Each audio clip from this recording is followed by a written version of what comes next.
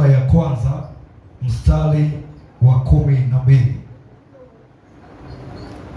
Yohana sura ya kwanza mstari wa 12.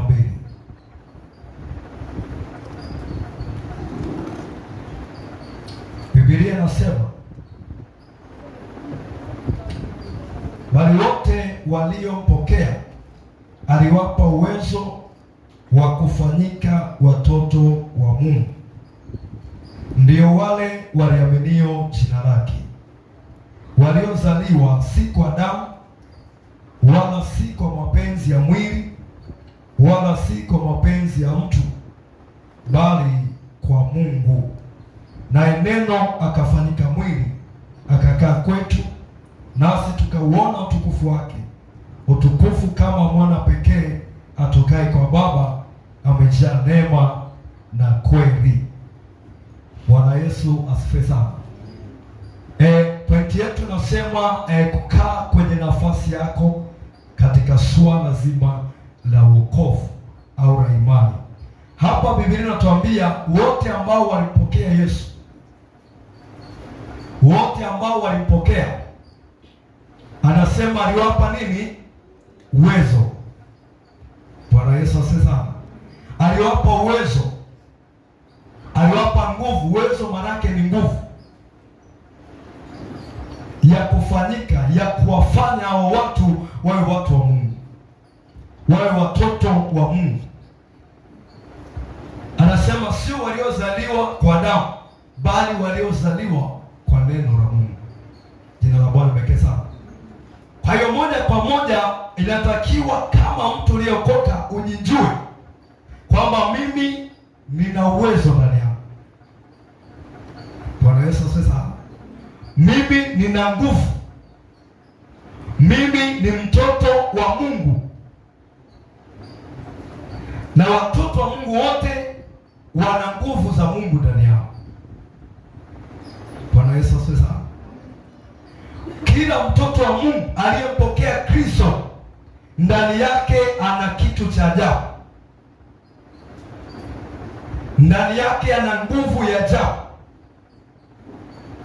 Na hiyo nguvu Mungu anakupa kwa ajili ya kukabiliana na maadui.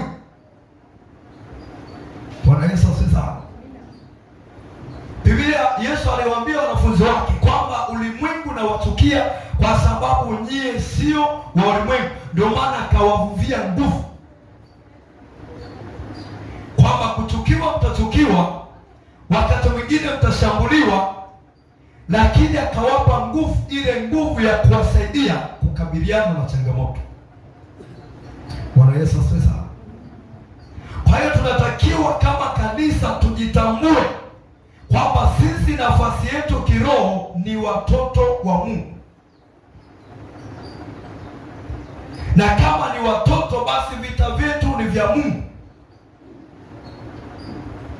Kushinda ni lazima. Haleluya. Hata adui ajiinue vipi, kushinda ni lazima, kwa sababu wewe unatetewa na Mungu. Mungu ndo baba yako.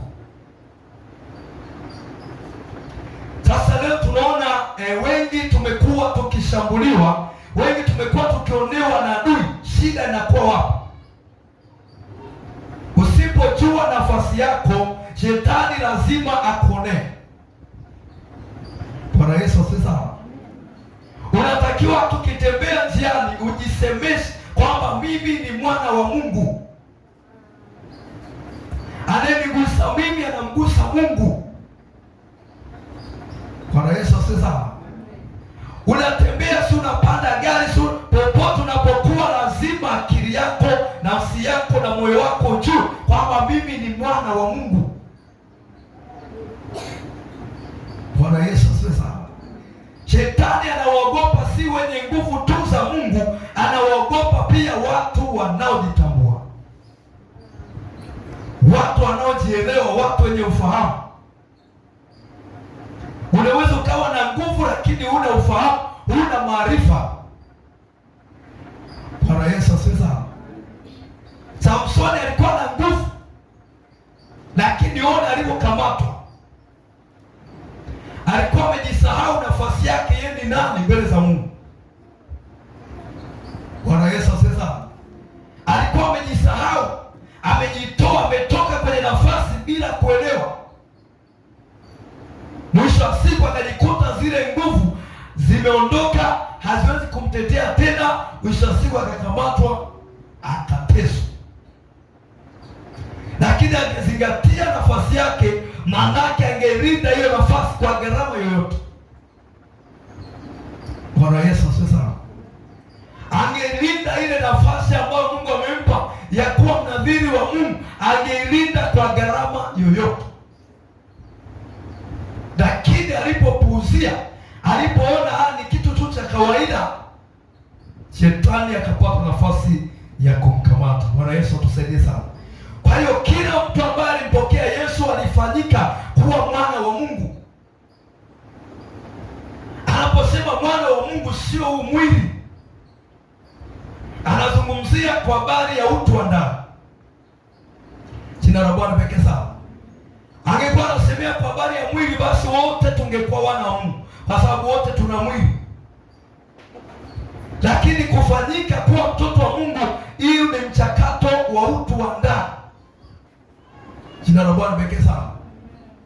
Nje ni binadamu wa kawaida, lakini ndani kule, unapompokea Kristo, anakugeuza, unakuwa sura kabisa na mfano wa Mungu, unafanana na Mungu. Ndio maana kuna mahali maandiko yanatuambia sisi ni kama miungu. Bwana Yesu asifiwe sana. Kwa sababu kiroho tunafanana na Mungu. Kwa hiyo tusipoenjoy nafasi, adui atatudhulumu sana. Atadhulumu haki zetu sana, kwa sababu hatujitambui. Mwambie jirani yako, jitambue kuanzia leo. Mwambie tena, jitambue kuanzia leo. Bwana Yesu asifiwe sana. Kwa hiyo unapokuwa unajitambua kwamba mimi ni mtoto wa ufalme, maanake maisha yako wewe yanafanana na Kristo, yanafananishwa na maisha ya kifalme. Unakuwa ni sawa na mtoto wa rais. Amina, watu wa Mungu. Unalindwa kama rais anavyolindwa, kwa sababu ni mtoto wa kifalme. Kwa hiyo wakati mwingine tunaonewa kwa sababu hatujitambui. Unaweza kama unaomba sawa, adui anaogopa maombi, lakini usipoelewa nafasi yako, utabaki unalia kila siku. Jina la Bwana pekee sana. Usipoelewa kwamba Mungu yuko ndani yako, Mungu ni baba yako, usipoelewa na akili yako usipoelewa, utaonewa sana. Mambo mengi yatakupita, haki zako zitacheleweshwa, kwa sababu huelewi, hujitambui. Lakini mtu anayejielewa, shetani anamwogopa. Kwa nini Yesu alimshinda shetani? Wakati amemfuata pale mlimani, Yesu alikuwa anajitambua. Bwana asifiwe sana. Haleluya. Pale Yesu kilichomsaidia sio ule upako wa kukaa siku 40 mlimani. Haleluya. Angekuwa anaogopa ule, basi asingemsogelea kabisa. Lakini pamoja na kwamba alikuwa na upako, bado shetani akamsogelea, akamnyanyua, akampeleka juu ya kinara. Jina la Bwana pekee sana. Akambeba kabisa, akampeleka juu ya kinara, hapo anamwambia jitupe. Kwa hiyo pale shetani alikuwa anacheza na ufahamu wa Kristo, kwamba huyu Yesu anajitambua kiasi gani. Jina la Bwana pekee sana. Alikuwa anampima kwenye ufahamu. Alijua kwa nguvu tu za kuomba anazo, upako anao, nguvu za Mungu anazo. Mmoja nijaribu, akaenda moja kwa moja kupima kwenye ufahamu. Mungu, ukiwa ndio mwana wa Mungu, amuru injiwe liwe nini? Mkate. Bwana Yesu asifiwe sana. Yesu anawaambia, imeandikwa, mtu hataishi kwa mikate, bali kwa kila neno litokalo kwa Mungu. Akaona hapa amenishinda, akaenda lingine, akaenda lingine, mpaka mwisho wa siku akamshinda shetani, akaondoka zake. Alikuwa anacheza naye kwenye ufahamu. Bwana Yesu asifiwe sana. Sasa wewe unajifahamuje? Kama unajitambua na unamtambua Mungu aliye naye, kwa nini unalia? Yesu asifiwe sana. Kama unajitambua na unatambua kwamba wewe ni mfano wa Mungu na Mungu amekukirimia nguvu, amekukirimia uwezo, upo ndani, kwa nini adui anakuonea? Shida ipo kwenye nini? Kujitambua. Bwana Yesu asifiwe sana. Tusome kitabu kile cha Kolosai sura ya kwanza mstari wa 13.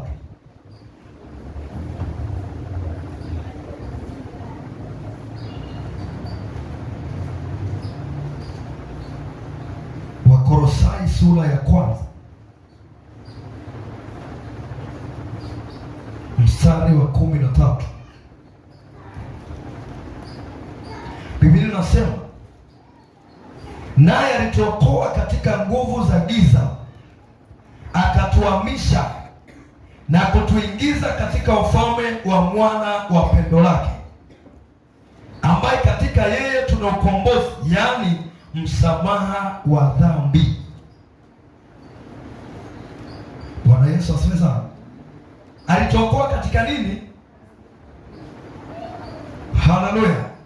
Anasema alituokoa wapi? Katika nguvu za giza. Tena anasema akatuhamisha kabisa. Jirani yako umehama. Jina la Bwana pekee sana. Tupo katika kutambua nafasi yako katika wokovu. Amina. Unapokuwa umeokoka, unaposema mimi nimeokoka, una nafasi gani kiroho? Unatambuaje hiyo nafasi yako kiroho? Hapa anasema naye alituokoa katika nguvu za giza, akatuhamisha. Moja kwa moja unatakiwa ujue kwamba mimi nimeshahamishwa kwenye nguvu za giza. Anaposema nguvu za giza, maana yake ni nguvu za mashetani kwa ujumla wake. Bwana Yesu asifiwe sana. Haleluya.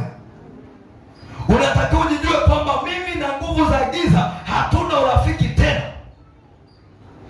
hatuna ambatano tena, nimeshahamishwa. Akili yako ijue hilo, nafsi yako ijue hilo, kwamba mimi na giza, basi mimi na giza hatuna ushirika. Bwana Yesu asifiwe sana.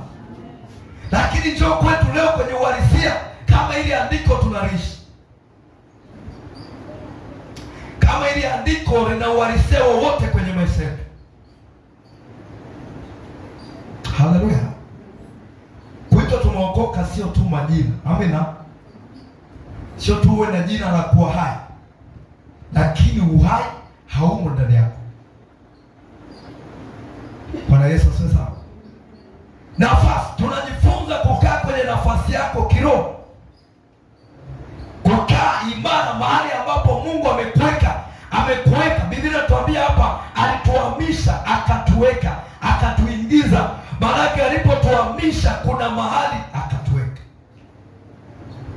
Jina la Bwana pekee sana.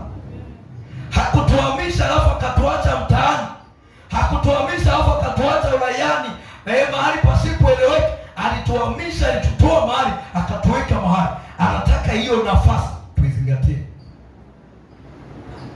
Bwana Yesu asifiwe sana. Bwana Yesu asifiwe. Kwa hiyo sio tu tuitu tumeokoka kwa majina, bali ishu ni kukaa kwenye nafasi. Adui anapokujiria anakuona huko kwenye nafasi gani. Shetani anapojiinua kwako anakuona huko kwenye nafasi gani. Kuna watu wanaoona kabisa wapo kwenye himaya yake. Kukaa kwenye nafasi sio kukaa kanisani. Haleluya. Bwana asifiwe. Kukaa kwenye nafasi yako kiroho sio tu kuhudhuria sana ibada. Unaweza kama mhudhuriaji mzuri lakini bado unapigwa vibaya. Haleluya. Haleluya. Wana wa Israeli hawakujua nafasi zao. Goliathi aliwatisha, wakanywea. Jina la Bwana pekee sana. Tena walikuwa wengi. Goliathi anamtukana mpaka Mungu wao. wakawa wamenywea kimya, wakajisahau kwamba Mungu tuliye naye ni zaidi ya hilo Goliathi. Bwana Yesu sasa, wakasahau nafasi yao kiroho, wakasahau kwamba sisi haki yetu ni kushinda. Mungu wetu hana historia ya kushindwa. Mungu wetu hana historia ya kukwama. Historia ya Mungu wetu ni ushindi. Bwana Yesu asifiwe. Lakini siku hiyo wakasahau. Goliathi na adui anapoona umejisahau, ndio anapata nguvu zaidi, anapata ujasiri zaidi wa kukutawala. Haleluya! Hata kama unaona mashambulizi ni makali, linda nafasi yako. Tambua nafasi ya Mungu wako. Vita ni kali, sawa. Unaona maadui ni wengi, sawa, ni kweli ni wengi, lakini linda ile nafasi. Hiyo ndio itakayokupa ushindi. Sema, Yesu nisaidie, nijue nafasi yangu, nijue nafasi yangu kiroho. Baba anasema katuhamisha, katuingiza kwenye ufalme wa mwana wa pendo lake. Kimwili unajiona upo tu vile vile kama ulivyokuwa mwanzo, hakijabadilika chochote ndani ya mwili wako, lakini rohoni umeingizwa kwenye ufalme wa Mungu. Wewe unapotembea, unatembea kifalme. Ndani yako kuna ufalme wa Mungu. Ndio maana hata maadui wajipange wawe wengi, ndani yako kuna ufalme wa Mungu. Bwana Yesu asifiwe sana. Adui anachekelea anapoona mtoto wa Mungu analia. Mtoto wa Mungu amejisahau. Mtoto wa Mungu amesahau mamlaka aliyonayo. Adui anafurahia, anakukamata, anakufunga, anakufilisi, anaiba hiki na kile, anakuacha mte, anakuachia magonjwa, anakuachia mateso, vifungo. Kwa nini? Kichwani kule kumesha kamatwa. Sema, Yesu nisaidie. Sema tena, Yesu nisaidie. Shetani anamwogopa mtu mwenye ufahamu kuliko hata mwombaji. Ukiwa tu unajitambua, unatambua nafasi yako na unawajibika vizuri, shetani anakuogopa mno. Amina. Bwana Yesu asifiwe sana. Sasa sisi tumehamishwa, giza halina walali tena juu ya maisha yetu. Ndio maana ukiona giza bado linakutawala, jisikie vibaya na uchukue hatua. Amina. Uchukue hatua kali za kiroho kuhakikisha unaishi katika uhalisia. Tusione neno kama historia. Amina. Neno hili tunajifunza kila siku, inatakiwa tulichukue, tulifanye liwe halisi kwenye maisha yetu.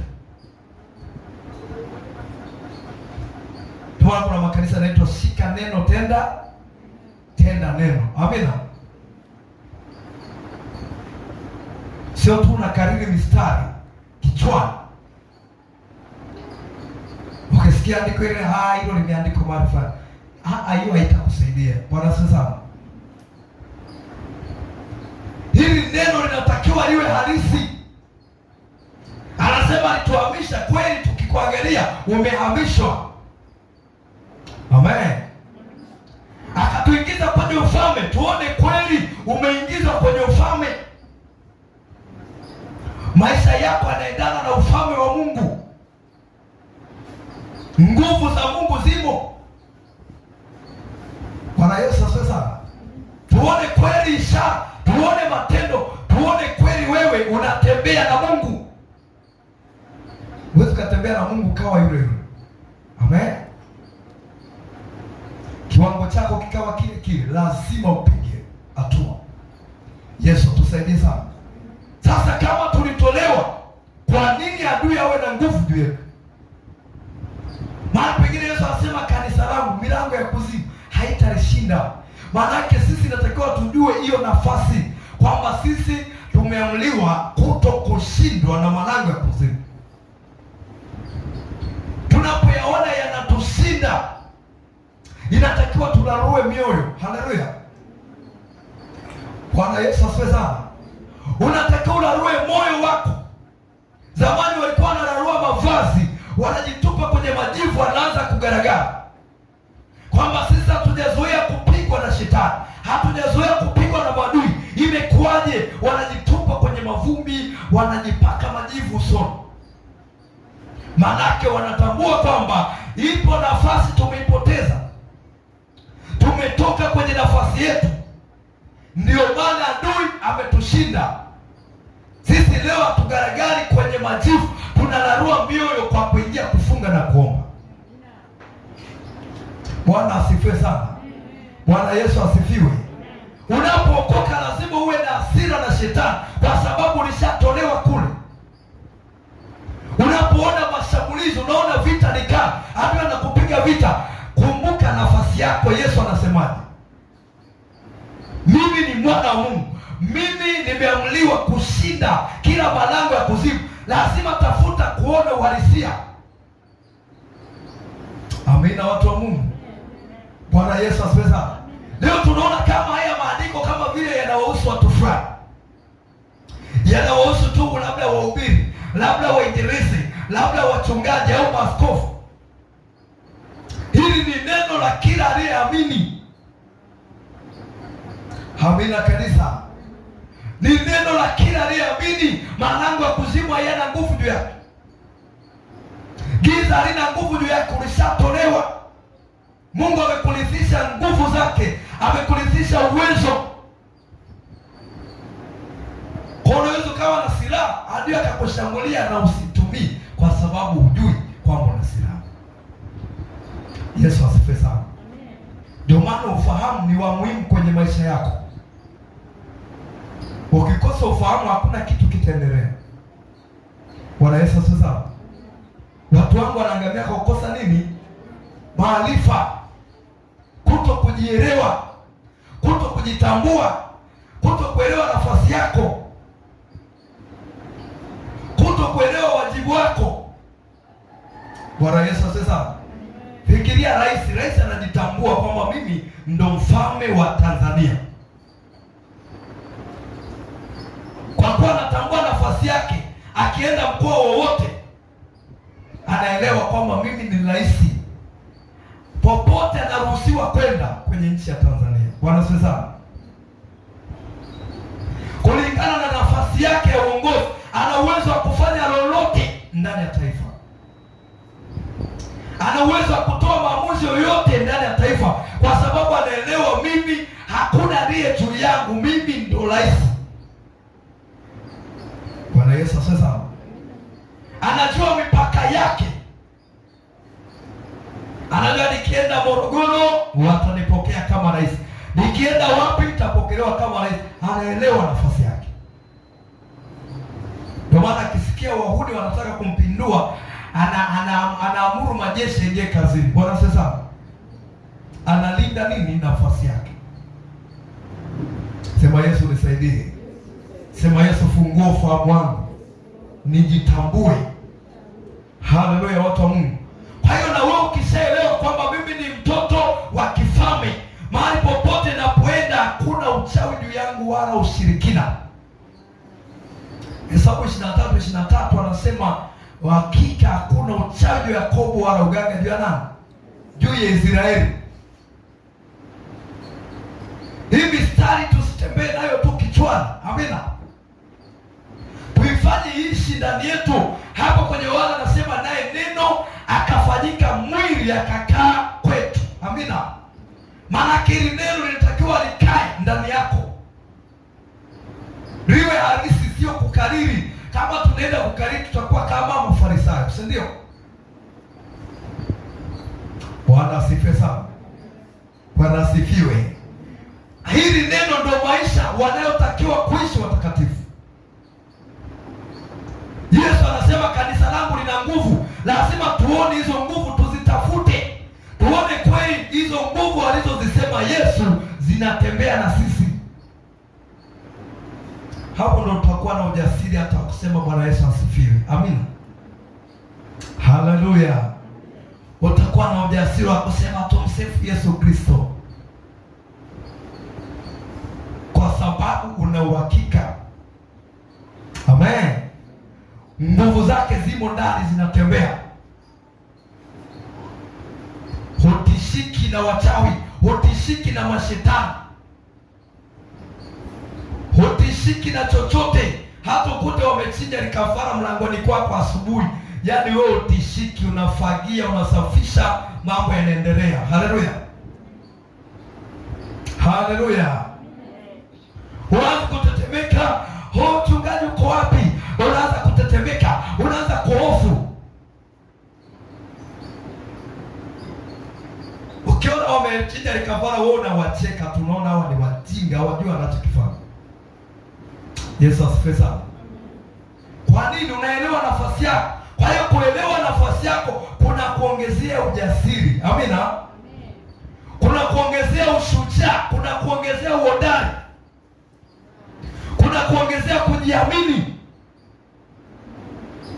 Bwana Yesu asifiwe sana. Fikiri unasema nimekaa kwenye huu mtaa, hakuna mwenye nguvu zaidi yangu, awe mchawi awe nani, mimi ndo natawala hapa mtaani kiroho. Bwana asifiwe sana. Hakuna mchawi wa kuniweza wala mshirikina. Yaani unatembea na huo ujasiri, unatembea na hiyo imani. Mashetani lazima yajue kwamba hapa mtaani kuna mtawala. Bwana asifiwe sana. Hapa mtaani kuna mwana wa Mungu. Amina. Lakini na wewe upo miongoni mwa wale wanaoogopa. Shetani anawatishaga tu wale wasiokuwa na Mungu. Amina. Wao anawatisha na wanatishika. Lakini anayejitambua vizuri, shetani anacheza bari. Haleluya. Unaelewa, unajielewa wewe, lakini pia unaelewa Mungu wako yukoje. Mungu wako ana nguvu kiasi gani? Mungu wako anakujali kiasi gani? Mungu wako anakupigania kiasi gani? Haleluya. Ukielewa hilo, hii dunia hakuna atakaye kusumbua. Sema Yesu nisaidie. Uwe upo shuleni, unaelewa mimi ni mtoto wa Mungu. Hapa shuleni mimi ndo mtawala, natawala pamoja na Kristo. Mungu wangu ndo ana nguvu kuliko miungu yote inayoabudiwa na hao wanafunzi wenzangu. Haleluya. Mungu wangu ndo anatisha. Kwa unakaa pale kwa kujiamini. Hapo sikio huko darasani kuna mchawi, wewe uogopi. Haleluya. Kwa sababu unaelewa Mungu wako ana nguvu kiasi gani. Mwambie jirani yako usiogope kuanzia leo. Mwambie tena usiogope kuanzia leo. Kwa anasema katuingiza kwenye ufalme wa mwana wa pendo lake. Kwa hiyo sasa tunatembea, tuko duniani, lakini rohoni tunatembea kifalme. Mamlaka ya kifalme tunayo. Yesu aliwaambia wanafunzi wake kwamba tazama ufalme wa Mungu uko ndani yenu. Haleluya. Umo ndani. Kwa hiyo ukitambua hiyo nafasi, shetani atakuogopa. Hata ukiingia kuomba, naomba ukiwa una uhakika, unatambua nafasi yako ni nafasi ya namna gani. Ndio wanasema mmoja atakimbiza maelfu. Bwana Yesu asifiwe. Sio atakimbiza hivi hivi, atakimbiza endapo atagundua uwezo alionao, nguvu alionayo. Angalia maeneo yanayotawaliwa na wazee. Wale wazee wanaelewa kwamba hapa mtaani hakuna chochote kitafanyika bila mimi, bila ruhusa yangu. Bwana Yesu asifiwe. Kienda kama Mbeya kule kuna watu wanaitwa machifu. Haleluya. Hao machifu manake ni wanakuwa ni wachawi kupindukia, yani wamepewa hizo nafasi kwa sababu ya uwezo wao. Haleluya. Uwezo wao katika mambo yao ya kichawi. Kwa hiyo chifu anakuwa amemiliki hilo eneo. Bila yeye hakuna kitu kitaenda. Bila ruhusa yake. mmoja kapeleka gari kule, alienda kupakia sui mbao. Bwana Yesu sasa mbao. Sasa ile gari kaja vizuri, wamepakia mzigo vizuri, inatakiwa ondoke iende mjini. Bwana Yesu sasa imekuja vizuri na dereva kaifanyia service vizuri, yani kila kitu kiko sawa. Umepakia mzigo waondoke, gari kagoma. Haleluya! Kila kiwasha na goma, kila kiwasha na goma. Wakaje kufungua sui kule ndani, labda kama kuna shida, wakaona kila kitu kiko sawa. Kakaja kazee kamoja. Bwana sasa kanamwambia yule mwenye gari, sema hii gari haiwezi kuondoka bila kwenda kumuona mzee. Nenda kwa mzee fulani, kampe hata 20,000, alafu yeye ndo atatoa kibali, hii gari itaondoka. Bwana Yesu sasa. Haleluya!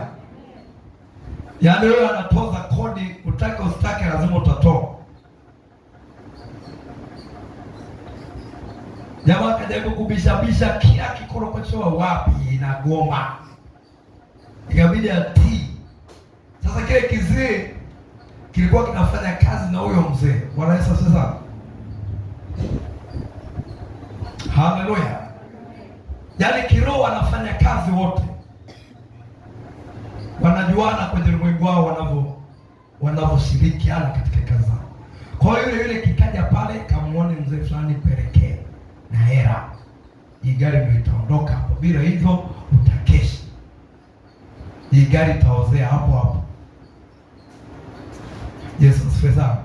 Kweli alipoenda kule kuja kuwasha gari, kakubali chapa, wakaondoka zao. Bwana Yesu asifiwe. Maana lile lisee limekaa pale, linaelewa hapa mtaani hakuna anayenizidi, kwa lina control mambo yote, kwamba hapa mtaani hakuna kitu kitafanyika bila idhini yangu. Ukijaribu kujenga nyumba nzuri bila kwenda kumuona, umepigwa kama una Mungu. Bwana Yesu sasa. Na nataka nyumba zinazojengwa hapo ya kwake ndio iwe nzuri, iwe inaongoza. Amina. Akiona uona jenga ni jumba la ajabu, ni jumba likubwa, kazi unayo. Bwana Yesu sasa.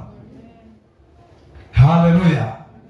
Maana limekaa pale, linatumia ile nafasi ya kichawi, nafasi ya kipepo, limekamata mtaa mzima.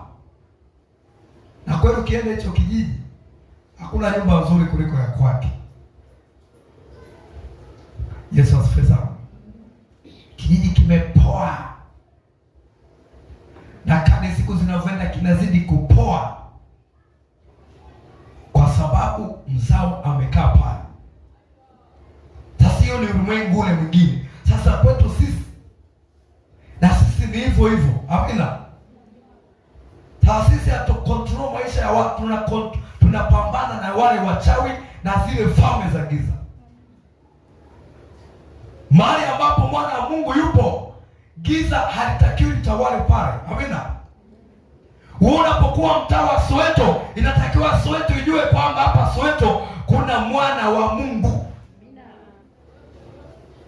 Haleluya. Wajue kwamba hapa kuna mwana wa Mungu amekaa. Lakini wasipolijua hilo, watakuwa huru. Sema tu wewe unajidharau. Unaweza ukawa mtaani, kuna watu wanalala vizuri kwa sababu yako. Haleluya. Yaani hapo mtaani watu wanafanya biashara, unaona mtaa umechangamka kweli kweli, kumbe ni kwa sababu yako. Unapojitambua na kukaa vizuri kwenye nafasi yako, unakuta giza halina nguvu ya kuharibu chochote pale. Amina. Watu wanafanya mambo yanaenda, biashara zinaenda, watu wanajenga, kwa sababu umeingia mwana wa Mungu, umetawala pale, unajua nafasi yako. Kwa kwamba ulimwengu wa roho mimi ni mtawala, na Biblia inaniambia natawala pamoja na Kristo. Ibrahimu alipopelekwa kwenye ule mji ambao Mungu alimpeleka, Mungu akamwambia angalia mashariki, angalia magharibi, angalia kaskazini, angalia kusini, mpaka pale upeo wa macho yako unapoishia. Akamwambia nimekupa. Bwana asifiwe sana. Bwana Yesu asifiwe. Maana yake alipewa kiroho kwamba huu mji wote, angalia mashariki, wapi macho yako yanaishia, mpaka pale macho yako yanapoishia ni pa kwako. Amina. Angalia magharibi, angalia huko na kule. Akamwambia angalia pande zote nne, alafu hilo eneo lote nimekupa wewe na uzao wako. Jina la Bwana libarikiwe sana. Ndio maana unapokaa mtaani, chukua hatua hii kama Ibrahimu. Amina. Angalia mashariki, angalia magharibi, alafu mwambie Mungu nimeingia hapa. Usemeshe huo mtaa. Bwana asifiwe sana. Kwamba nimeingia hapa Bwana wa Mungu. Hakuna uharibifu, hakuna mauti, hakuna kuzaa mapoza, hakuna yani semesha yale maneno ambayo Mungu anakuongoza.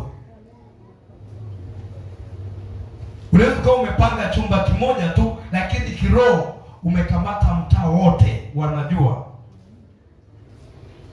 Sema Yesu nisaidie, nijitambue. Kwa hiyo kiroho sisi tumependelewa. Amina. Mungu ametupendelea, ametupa nafasi nzuri, ametuweka kwenye nafasi nzuri. Shetani anatakiwa ajue hilo, kwamba wewe kweli ni mwana wa Mungu. Akipita mbele yako aone wewe ni mwana wa Mungu. Sasa leo tuliokoka mpaka tuna adui anaingia mpaka ndani, anapiga ruti, anazurura vyumba vyote, anaondoka zake. Mwana wa Mungu amelala, haelewi chochote. Anaamka asubuhi, mambo yanaanza kwenda ndivyo sivyo. Biblia inasema walipolala nini kikatokea? Adui akaingia shambani, akapanda magugu. Jina la Bwana libarikiwe sana. Kulala maana yake nini? Kujisahau. Amen. Kujisahau. Kwa hiyo walipolala adui akaingia akapanda magugu. Magugu yakaota na ngano ikaota. Mwisho siku magugu yakawa mengi, yanaisoka ngano. Yesu atusaidie sana. Bwana Yesu asifiwe. Ndivyo ilivyo, tunapojisahau adui anakuja anatupandia visivyo stahili kwenye maisha yetu. Unakuta mwana wa Mungu anapatwa na mambo mabaya. Sio tu kwamba ni majaribu, hapana, ila kuna uzembe fulani, kuna kauzembe fulani. Mtu amejisahau, mtu amejiachia. Amina, watu wa Mungu. Kuna kamlango fulani mtu anakaatia, alafu adui anapata penyo, anaweka vitu vyake. Mwisho wa siku anaishia kucheka, ona amepigwa, ameharibiwa, tumeharibu mambo yake. Tunapotokewa na mambo kama hayo, tunamdhalilisha Kristo. Hata watu wanaotuamini kwamba tumeokoka wanaweza wasituamini. Bwana Yesu asifiwe sana.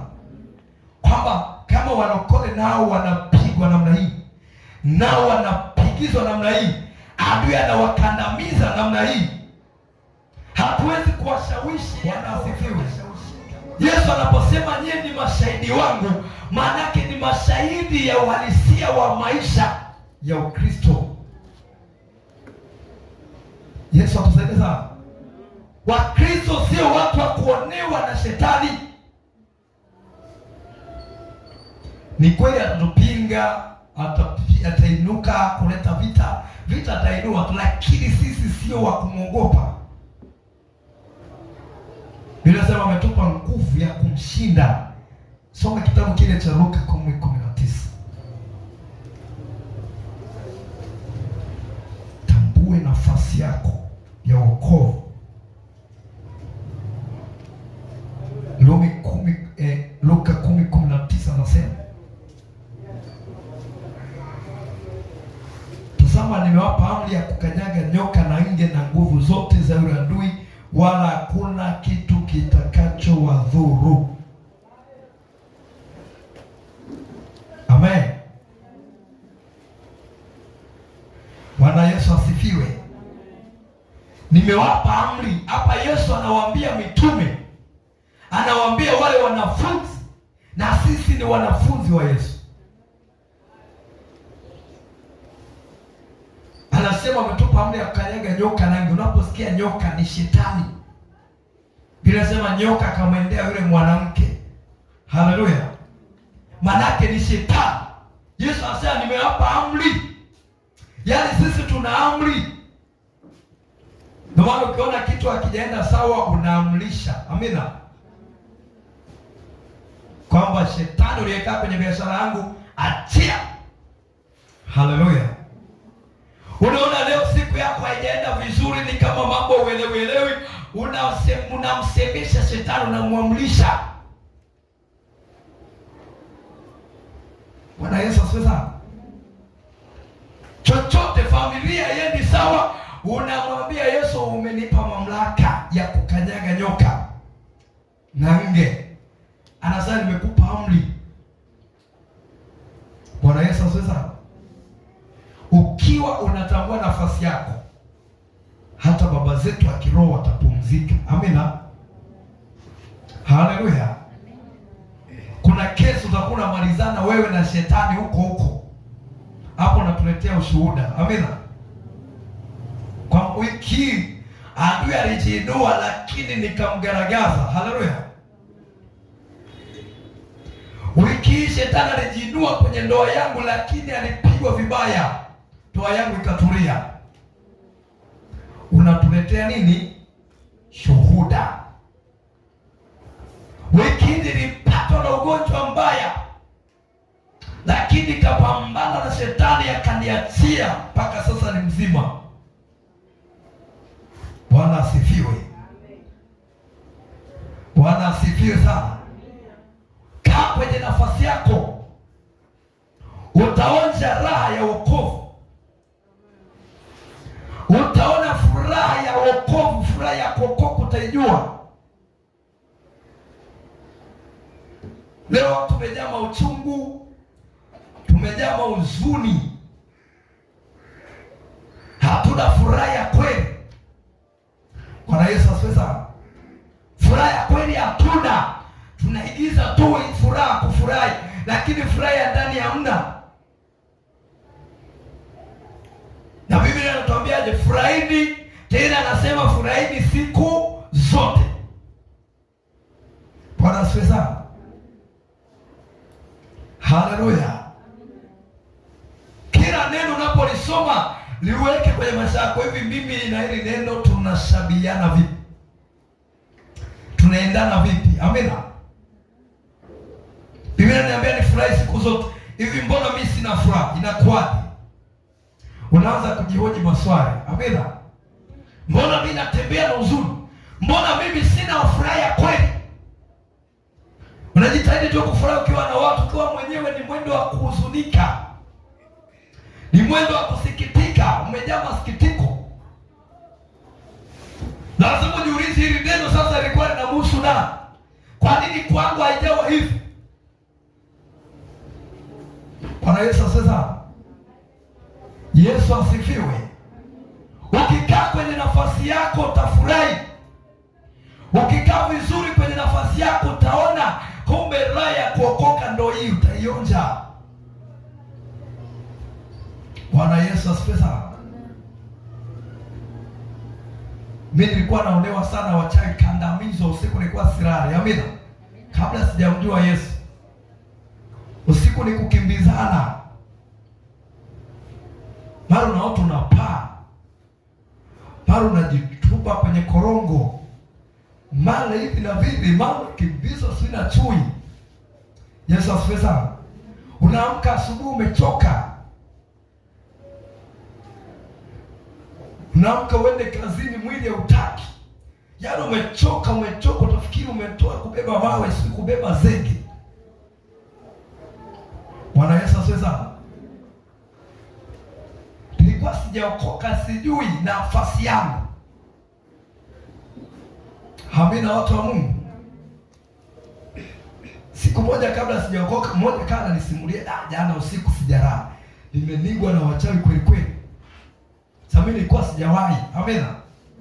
Nilikuwa nasikia tu kwa watu kwamba watu wananigwa, sio wanakaliwa usiku. Sasa nikamuuliza mwenzangu, kwani wanakandamizaje? Mbona mimi haijawahi nitokea? Bwana Yesu asifiwe. Haleluya. Wanakandamizaje? Wakaanza kuniambia, yani unakuwa kama umekauka hivi, huwezi kufanya, yani huwezi kutikisika. Amina. Ndio wanakaba na sauti, huwezi kutoa sauti. Jina la Bwana limetukuzwe sana. Basi usiku huo nimeenda kulala, si wakaja. Jina la Bwana limetukuzwe sana. Bwana asifiwe. Sasa nikajiuliza, ni yeye mwenyewe ama inakuwaje? Baada nimemwambia sijawahi, akaamua sasa ngoja nimuonjeshe. Jina la Bwana limetukuzwe sana. Nilikuwa sijaokoka.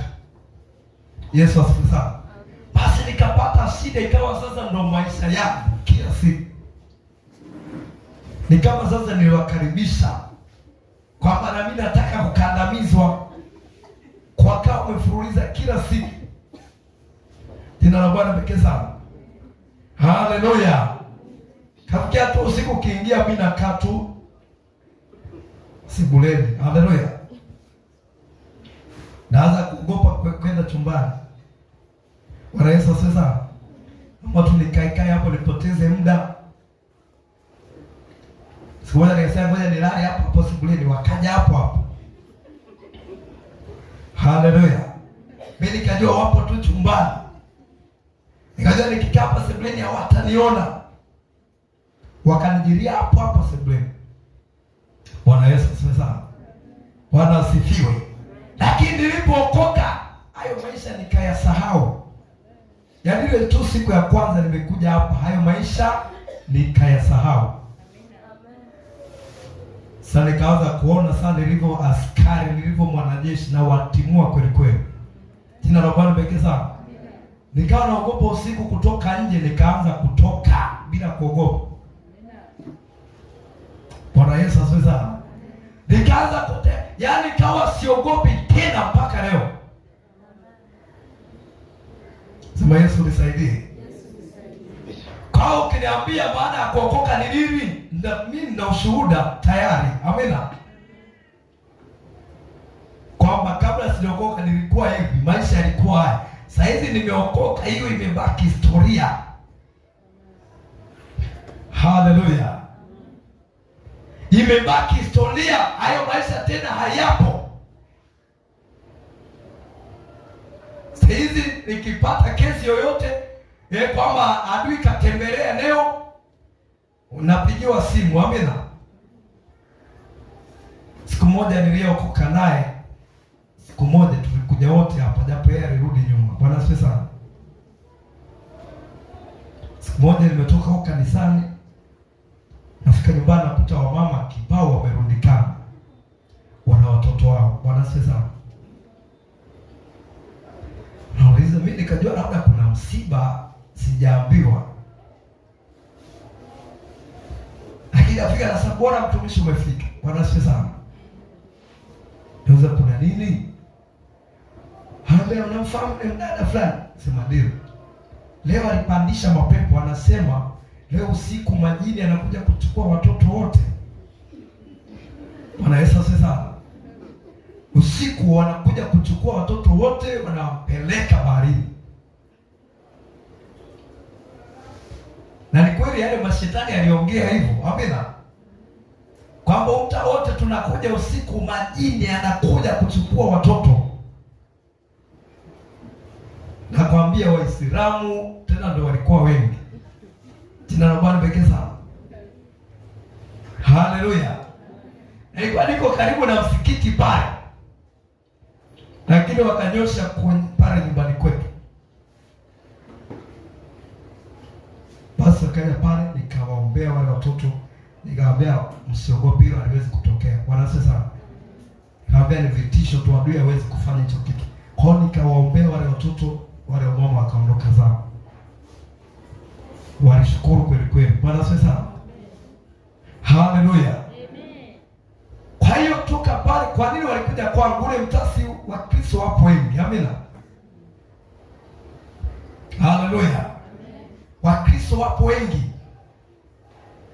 na wengine ni Wakristo nao wakaleta watoto wao. Wao Wakristo na mimi ni Mkristo, wao wamefeli wapi?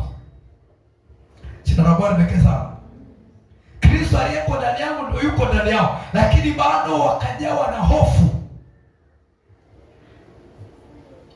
Wengine wakawa wanataka wasafirisha watoto wao wawapeleke, wengine wa ndugu zao sio Bagara sio wapi, wawasafirishe usiku huo. Sasa mwingine ana katoto kapekee, hapo akiangalia taarifa ndio hiyo. Jina la Bwana limekeza. Hawa bora nikamfiche kwa shangazi yake, nikamfiche siku ana kawatuliza pale, kawapiga neno, nikaombea watoto kawa salama. Bwana asifiwe sana. Bwana Yesu asifiwe. Kwa nini? Tambua nafasi yako. Amina. Jitambue kwamba mimi nimeaminiwa na Mungu. Mahali pengine Biblia inasema sisi ni mawakili wa ufalme wa Mungu. Amina. Yaani wewe unamwakilisha Mungu duniani. Unapotembea popote, yani wewe na mbingu, yani wewe unawakilisha mbingu. Jitafakari kwenye hilo eneo, unajitambua kabisa, mimi namwakilisha Mungu. Utajigundua kwamba wewe sio kitu kidogo. Amina. Wewe sio mtu wa kawaida. Sisi hatakiwi kuiga mkumbo. Amina. Wengine wanalia na wewe unalia. Hapana. Sisi natakiwa tumwakilishe Mungu. Mungu wetu anasemaje juu ya hili? Kwa hiyo katika Luka anatuambia ametupa amri ya kukanyaga nyoka na nge, wala hakuna kitakachowadhuru. Anaposema hakuna kitakachowadhuru, anajua kwamba adui akipigwa atatamani kulipa kisasi. Amina. Haleluya. Atajiinua kulipa kisasi. Ndio maana anasema wala hakuna kitakachowadhuru. Maana yake hata kijinua kulipa kisasi hakupati. Ndio maana sisi tunapiga, hatupigani. Amina. Kuna tofauti ya kupiga na kupigana, si ndio? Mtoto wako unamchapa, si ndio? Hamchapani. Jina la Bwana pekee sana. Wala mpigani, ila wewe ndio unampiga. Hata hapa Yesu hajasema nimewapa mamlaka ya kukanyagana. Anasema nimewapa mamlaka ya kukanyaga, si ndio? Haleluya.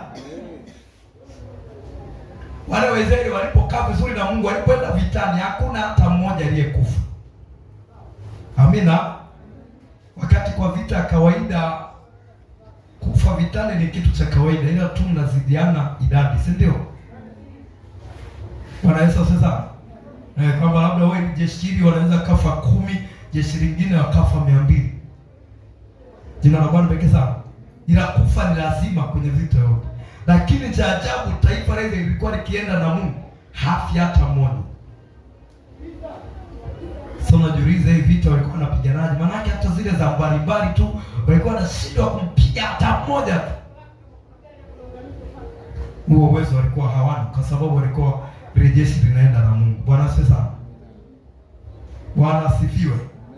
Kwa hiyo sisi tumepewa amri ya kukanyaga, ya kupiga, sio ya kupigana. Haleluya. Tungekuwa tunapigana basi na sisi tungekuwa tunapigwa, lakini hapa Yesu anatuhakikishia kwamba wala hakuna kitakachowadhuru. Amen. Maana utapiga lakini wewe hutaguswa. Leo wangapi wanalipizwa kisasi? Unakuta mtu anakiri kabisa hiki ni kisasi. Yesu atusaidie sana. Neno linatuambiaje hapa? wala hakuna kitakacho. Na Hesabu 23 ametuambiaje? Hakuna uchawi juu ya Yakobo wala uganga juu. Sasa unajiuliza eti kisasi inakuwaje? Ina maana Mungu karuhusu ulipize kisasi? Au umechokoza vita ambayo huiwezi? Wanaesa sasa. Au umeenda kuchokoza nyuki wakati huna uwezo wa kupambana nao? Sema Yesu nisaidie. Mashetani hapo kwenye revo. Amina. Haleluya. Yapo kwenye revo. Yapo kwenye viwango. Kuna vipepo vidogo vidogo, kuna makubwa makubwa, kuna ya kati. Amina. Hata sisi tuliokoka pia kiroho tupo kwenye revo. Kwa kadri unapokomaa kiroho, na wanaopambana na wewe wanakuwa wanaendana na wewe. Bwana Yesu sasa. Ndio maana Petro anasema Mungu hataruhusu mjaribiwe kupita mwezavyo. Amina. Sasa bali ataruhusu jaribu sawa sawa na uwezo wenu. Bwana Yesu sasa. Kwa hiyo hilo ambalo una uwezo nalo, Mungu ameshaamini kwamba wewe unaweza kushindana na hili. Hakuna cha kulipizwa kisasi. Amina. Bwana asifiwe sana. Ndio maana kwenye Waefeso 6:15 anasema mkisha kuyatimiza yote kusimama.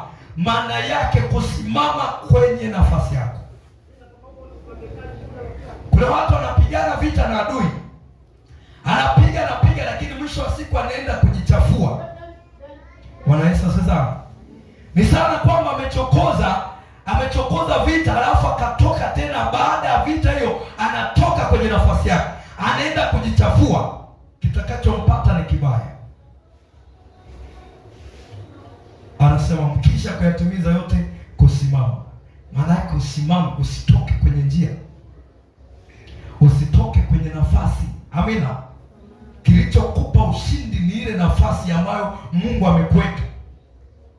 Unapoenda kujichafua, maana yake umetoka kwenye ile nafasi, alafu kwa kumetoka, adui anakuwa na walali wa kulipiza kisasi. Sema Yesu nisaidie. Sema tena Yesu nisaidie. Ukilipizwa kisasi usituletee huo ushuhuda. Amina. Bwana asifiwe.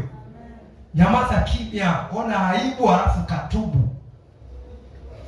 Bwana Yesu sasa. Eti nikapiga, yani jana nimewashambulia. Alafu baada hapo nini kikatokea? Niliumwa nikashindwa hata kutembea. Bwana Yesu sasa. Yani hapa nilipo tumbo limekamata na shindwa hata kutembea. Mara mkono kapoza, hauwezi kushika chochote. Sasa hapo unatuletea ushindi ama kushindwa? Huo ushuhuda utatujenga nini? Bwana asifiwe. Bwana asifiwe. Hivi hapo kuna ushuhuda? Yaani kama ndo mimi nimepatwa na hilo hata siji kushuhudia. Nenda zangu huko na tubu, Mungu nisamehe. Bila shaka kuna nafasi nimeacha. Amina. Maana wewe umesema tutakanyaga nyoka na nge, wala hakitakuwepo cha kutudhuru. Bwana Yesu asifiwe. Kwa hiyo naenda kuungama na tubu, mambo yanaendelea. Bwana Yesu asifiwe. Sio nikapiga alafu shetani akajiinua. Kwenye ndoa yangu akajiinua. Kwenye biashara akajiinua, mambo yakaanza kwenda ndivyo sivyo. Ushuhuda wa hivyo kausha nao. Amina. Bwana Yesu asifiwe. Tuletee ushuhuda usio na kasoro, usio na dosari. Leo nilikuwa navunja madhabahu ya babu, nimesikia huko mambo yamejibu. Amina. Na mshukuru Mungu, mambo yamejibu, imeharibika kweli. Watu walikuwa wasomi, sasa hivi wanasoma, wanaenda tu. Kuna leo tulikuwa tufiki, sasa hivi tunaenda tu. Ile madhabahu imeshaharibiwa. Hapo sasa tunatiwa nguvu. Amina.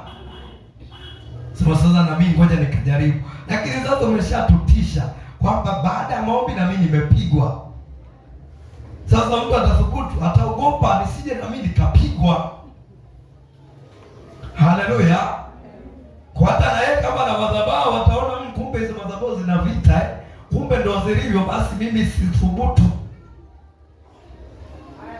Lakini ukisema nimeipiga, imeanguka, imekufa, mtu anapata ujasiri. Na mimi leo ndio unakuta mtu hasira inawaka ndani, anaona yeye maombi tuanze haraka. Amina.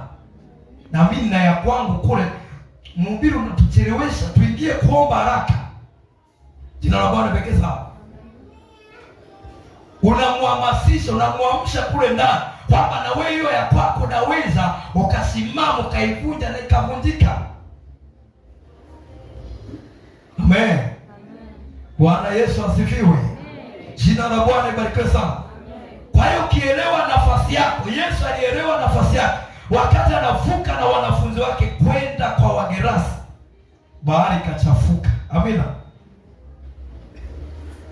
Wamefika katika alafu Yesu akarara usingizi.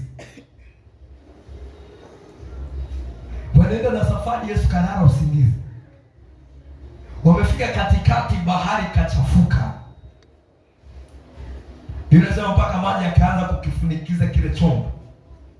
Kina Petro wamepaza sauti, Yesu, Bwana, Bwana, Bwana, tunaangamia, tunaangamia. Wameita sana. Yesu kaja kuitika mwishoni. Kasimama akanyosha tu hivi mkono, bahari katulia. Bwana sasa. Haleluya. Amen. Hakuanza baba yangu uko wapi? Wana tunaangamia. Hapana. Akajua ndani yangu kuna baba. Amina. Amen. Na amenipa mamlaka na vitu vyote amevitiisha chini yangu. Kwa sina haja ya kwanza kumuita baba. Kanyosha mkono, vitu vikatulia. Bwana Yesu sasa. Bwana Yesu asifiwe. Kuna mambo mengine hata hutaanza kumuita Yesu uko wapi? Yesu kwa mengine utaambia tulia kwa jina la Yesu. Amen. Wewe ugonjwa, tulia kwa jina la Yesu. Utaanza kutoa michozi. Sema Yesu nisaidie. Kwa hiyo Yesu aliposimama kanyosha mkono, bahari katulia, alafu akawauliza wanafunzi, imani yenu iko wapi? Yesu kwenda kulala ilikuwa ni makusudi. Amina. Hata kwako anaweza karara siku moja akupime. Amina. Haleluya. Leo tushangaa karara, mambo yanaanza kwenda ndivyo sivyo. Anataka kupime, utafanyaje? Jina la Bwana pekee sana. Hiki akiendi, mara mabaya yanatokea. Yesu karara, utafanyaje? Hao walipata ufahamu, wakamwita Yesu. Yesu uko wapi? Yesu uko wapi? Yesu tunaangamia, Yesu tunaangamia. Wakamwamsha. Ila Yesu alijua kwamba wana uwezo wa kuituliza, ndio maana akawauliza, imani yenu iko wapi? Ni kama alikuwa na wanaume kumwamsha. Haleluya. Bwana asifiwe. Bwana asifiwe. Ni kama alikuwa na wanaume, ndio tena aliwakunjia sura, anawauliza imani yenu iko wapi? Kwa nini mnaogopa? Kumbe aliamini kwamba hao wana uwezo wa kusimama na kutuliza hiyo bahari katulia, lakini wakamwamsha. Yesu akawaonyesha kwa vitendo. Alafu kawageukia, imani yenu iko wapi? Tunaelewana vizuri? Jitambue mpendwa. Amina. Ukijitambua, shetani atapita mbali. Adui anacheza na watu wasio na akili. Watu wenye akili za kimbinguni anaogopa mno, sababu shetani anasimamia sheria. Amina. Bwana Yesu asifiwe. Shetani yupo anasimamia sheria, hafungi mtu bila sheria. Ndio maana Biblia inasema shetani ni mshtaki wa nini? Wa ndugu zetu. Huwezi kumshtaki mtu bila kujua sheria. Amina. Haleluya. Unashtaki tu, unampeleka mahakamani, kinaweza kikakugeuka. baada ya huyu uliyemshtaki kufungwa, ukafungwa wewe, au si anatokea? Bwana asifiwe. Watu wanapeleka kesi huko, afu akijua yeye ndo atapata haki, mwisho wa siku anaikuta yeye ndo amefungwa. Mwisho wa siku anajuta, kwa nini nilipeleka hii kesi mahakamani? Ningejua bora ningesamehe tu, kwa sababu anaenda kuingiza hasara mara mbili. Sema Yesu nisaidie. Kwa shetani ni mshtaki wa ndugu. Akiona wewe huna ufahamu wa kimungu, na neno la Mungu linasema watu wangu wanaangamia kwa kukosa maarifa. Anapoona wewe huna maarifa, maana yake upo kinyume ya neno. Amina. Hilo neno linatosha kabisa shetani kukufunga. Na bado ukifungwa hutajua kwamba nimefungwa kwa sababu sina maarifa. Wewe utaendelea tu kusema napiga shetani, navunja ngome zake. Kumbe utaivunja hiyo ngome pale utakapojifunza maarifa. Bwana Yesu asifiwe sana. Haleluya. Ngome ya ujinga haiangushi kwa maombi. Amina. Ujinga sio tusi. Kwa mfano wewe hujui kwamba Yesu amekupa mamlaka kukanyaga nyoka na nge, hujui, wewe ni mjinga. Amen. Ujinga sio tusi, ni hali ya mtu. Bwana Yesu sasa. Wewe hujui kwamba Yesu amekutoa gizani kakuingiza kwenye ufalme wake. Kwa hiyo wewe hutaki kuonewa. Usipojua hilo, wewe ni mjinga, shetani atakufunga. Amina. Kwa shetani anasimamia sheria, akiona unaishi sawa sawa na sheria ya Mungu, hana uwezo wa kukufunga. Haleluya. Akiona penye neno umenyoka, unaliishi neno la Mungu, hana uwezo wa kukufunga. Sasa ukawa na maarifa, alafu kawa muombaji, wewe ni mtu hatari. Jina la Bwana pekee sana. Leo tuna maombi ya kumliwaza shetani. Yaani unafanya shetani ajiriwaze, ajisikie vizuri. Yaani unapoomba unakuwa kama unambembeleza. Kama vile mtu anavyombembeleza mwanae apate usingizi mzuri. Bwana Yesu atusaidie sana. Maombi yetu yanakuwa kama kiyoyozi kwa shetani. Kwa nini? Hatujatambua nafasi zetu. Bwana Yesu atusaidie sana. Haleluya, watu wa Mungu. Nyoka na nge tumeamliwa kuwakanyaga, wala hakuna cha kutudhuru. Marufuku kusikia tumelipizwa kisasi. Kataa hiyo hali. Amina. Hata nikianza kuomba naumwa, ukiona hiyo hali kataa. Bwana asifiwe sana.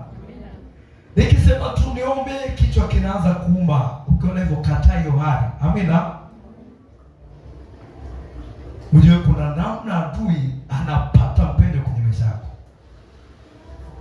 Unatakiwa ukisema leo naomba, washa moto bila kujisikia vibaya. Amina. Hata ukiona unajisikia vibaya, unasemesha hiyo hali kwa mamlaka. Unaitamkia, Baba nimesimama kuomba. Haleluya. Shetani akiona ujasiri wako mwenyewe atakuachia. Unashangaa tu maombi yameshika moto, yamepamba moto, utaomba mpaka utakaposema hapa sasa nimeomba. Lakini nakwambia leo nitaka niombe, nikajisikia hali hiyo, nikaahirisha. Nikaamua tu nilale, nitaomba kesho. Kesho nayo hivyo hivyo. Ndio inakuwa mara mbili. Bwana Yesu sasa. Haleluya. Hujajua nafasi yako. Biblia inasema mpingeni shetani naye atafanya nini? Takimbia. Shetani haji hivi, yani eti limevaa mapembe, sui lina mimacho ya ajabu ajabu. Hakuna aliyewahi kuona sura ya shetani. Amina. Shetani ni roho. Hata Yesu hakuna ambaye ameona sura ya Yesu. Hata huyo aliyeigiza filamu hata sio Yesu. Bwana sasa. Japo wengine wamemchonga sanamu, wanamwabudu, wanafikiri ndio Yesu. Sio. Kwa shetani haji eti huyo hapa live card. Anaweza kautubia mwili. Kumbuka mwili wako ni adui wa Mungu. Bwana sasa inasema miili yetu inapingana na nini? Na roho. Jina la Bwana libarikiwe sana. Miili yetu inawaza mambo ya mwili, lakini roho zetu zinawaza kumpendeza Mungu. Kwa wakati mwingine adui anainua tu hali kwenye mwili wako ujisikie vibaya. Anaanza kukupulizia hali ya kujisikia vibaya ili ulale usiombe. Kwa ukiona hali hiyo unasimamia andiko, mpingeni shetani naye atawakimbia. Mwambie shetani na kupinga. Na hiyo hali naipinga hali ya kujisikia vibaya. Baada ya pale anza kuomba, hata kama utakuwa mzito omba, mwisho wa siku maombi yatachanganya. Bwana Yesu asifiwe. Bwana asifiwe. Pengine akiingia kuomba akisema leo amepanga kabisa kuomba, usiingize hata unakotokea. Macho mazito. Naweza pengine kwa sababu leo nimefua sana. Pengine kwa sababu leo nimetembea sana. Nitaomba tu kesho, najihesabia haki. Kumbe kuna jambo Mungu anataka afanye usiku huo, ila adui ataki anakuletea usingizi. Unakuta usingizi mtamu kweli kweli, unaenda unajifunika. Siku shetani anafanya ya kwake, anaharibu. Kesho unaanza kumbe ndo maana maombi yalikuwa na vita. Yaani unajitambua wakati mambo yashaharibika. Sema Yesu nisaidie niweze kujitambua. Jina la Bwana libarikiwe sana. Muda wangu umeenda. Tamani tuingie kuomba. Hiyo pointi tutaendelea na siku nyingine. Amina. Kanisa sisi ni majasiri, sisi tuna nguvu. Amina. Tunatakiwa tukae kwenye uhalisia wetu. Tusifanye maandiko kama hadithi. Jina la Bwana libarikiwe sana. Tunataka shuhuda nzito zianze kutokea kwa watu. Amina. Ukitambua nafasi yako wewe mwenyewe tu, shuhuda zitakufuata. Sema Yesu nisaidie. Simama hapo ulipo. Tuende tukamkanyage shetani. Amen.